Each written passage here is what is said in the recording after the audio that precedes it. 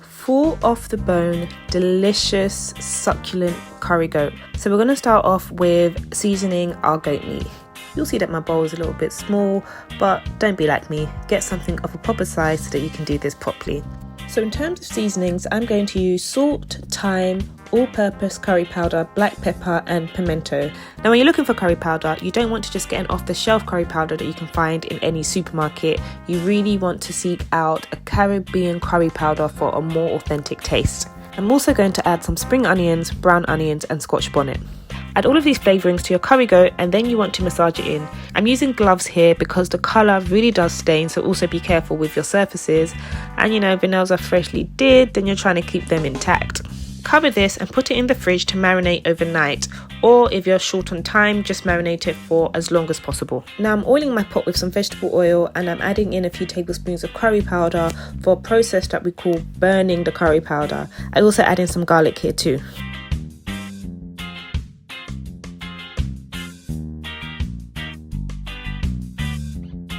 After this is cooked off for a little while, you then want to add in your goat meat, a little bit of ginger and all of your seasonings, and then you want to cook it by steaming at a low temperature for around 10 minutes.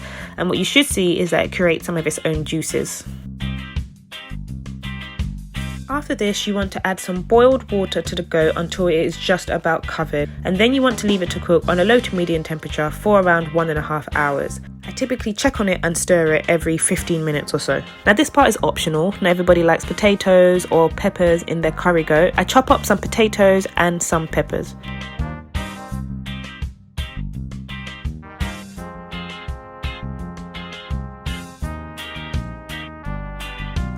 So once I've added my potatoes and peppers to my curry goat, I add a few more seasonings to taste and then I allow it to cook at a low to medium temperature for a final 30 minutes or so.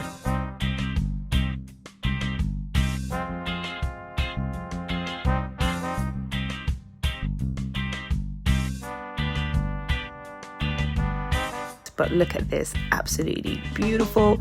Eat it with some rice, eat it any day of the week. Just enjoy this succulent, beautiful cut of meat. If you like this video, please remember to like, comment and subscribe, and see you in the next one.